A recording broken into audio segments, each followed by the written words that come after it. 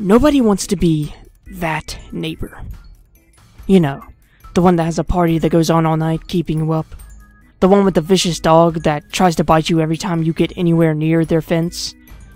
The guy that leaves you a note on your door saying that he's annoyed by the fact you don't cut the grass around your mailbox. Those are just the little things that make my neighbor that neighbor. Every day I walk out to see him grab the paper and give an all too practiced "Howdy, neighbor," as he walks back inside. I don't know why that gets on my nerves so much, but it does. Maybe it's because of the fact it sounds insincere. From the day I moved in, the guy's gotten on my nerves with his overly happy nature. The guy spoke in a chipper tone at all times. His house could have burned down, and you wouldn't know if you didn't see the smoldering ruins. He always wore a striped collar shirt and tan dress pants every single day.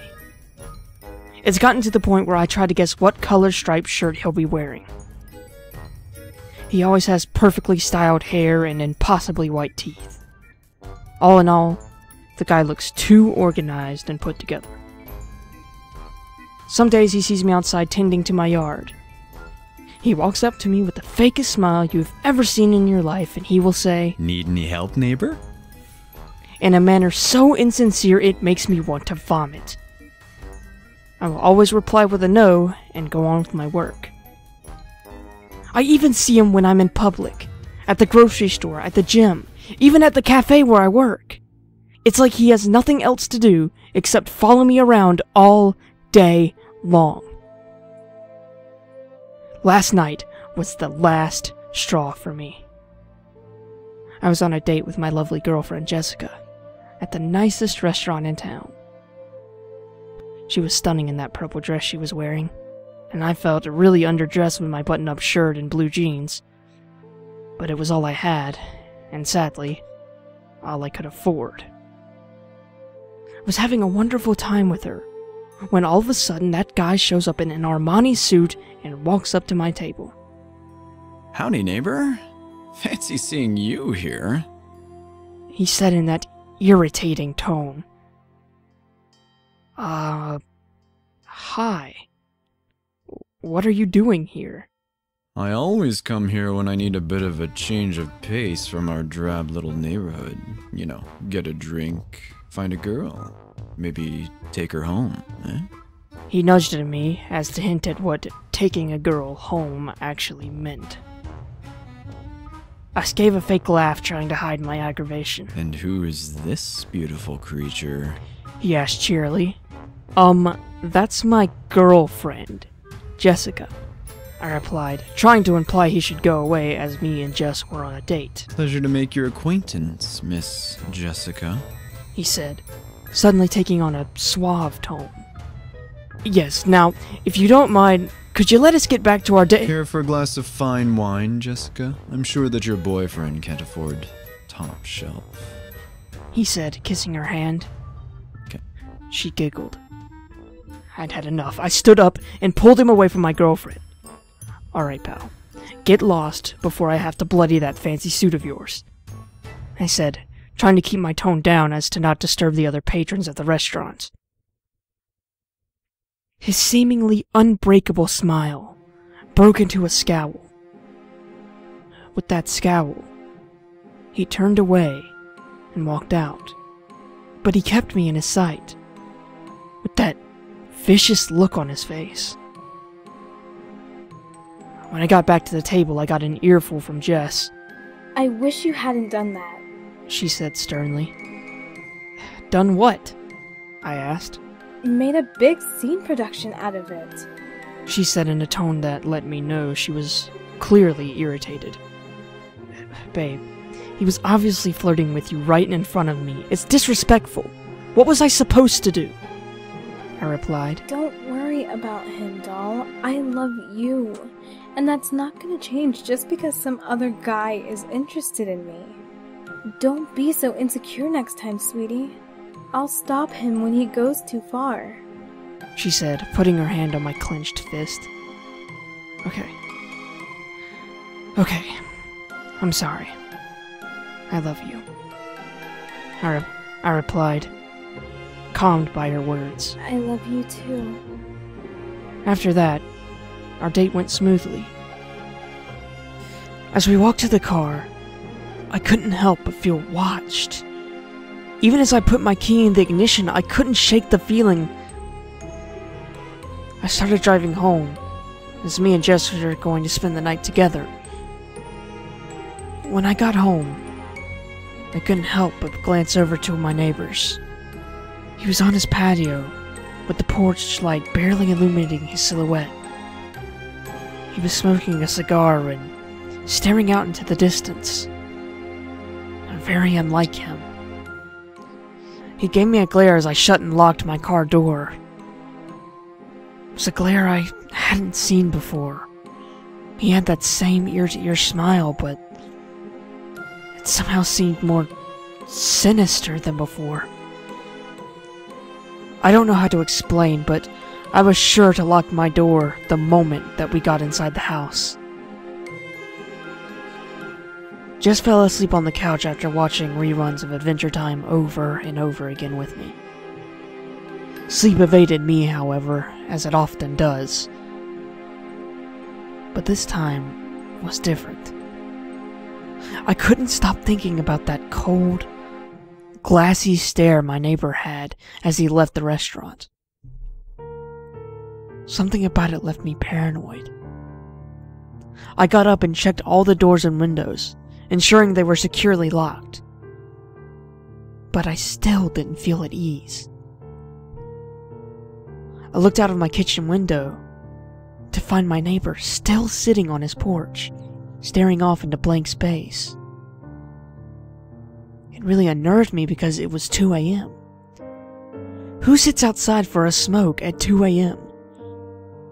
He looked like he hadn't moved from his spot in the lawn chair all night. Something about the way he was sitting, all hunched over with his hands together. It made me think he was plotting something. I'd always been paranoid, but tonight it seemed much worse than usual.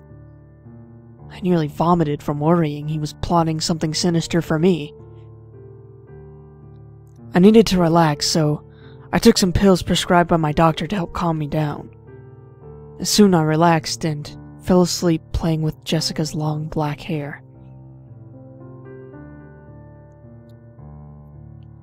I woke up with my back to the wall of a very small, unfamiliar room. At first, I thought I was dreaming, but something didn't feel right. I felt like I was in life-threatening danger. I looked around and the room was dirty, and insects crawled across the floor.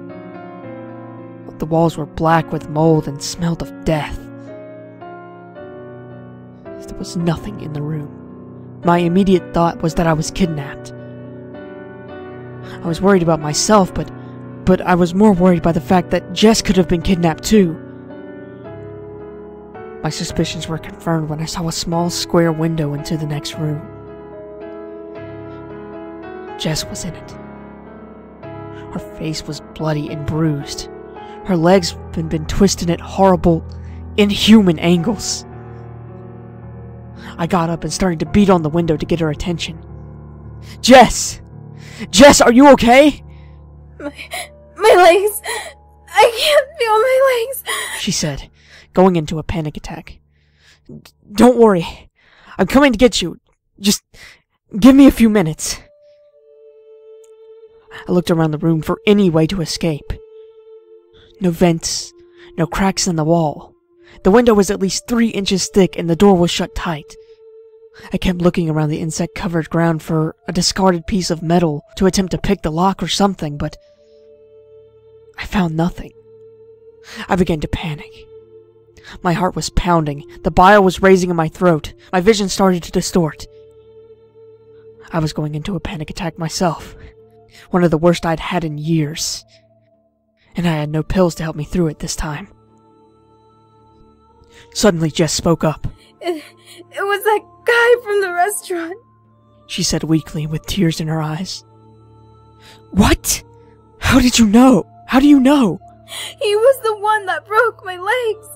He told me he's coming back to entertain me more. She said, crying. Hey, I said with a calmness I didn't think was possible at the time. It's gonna be okay. I'm gonna get us out of here.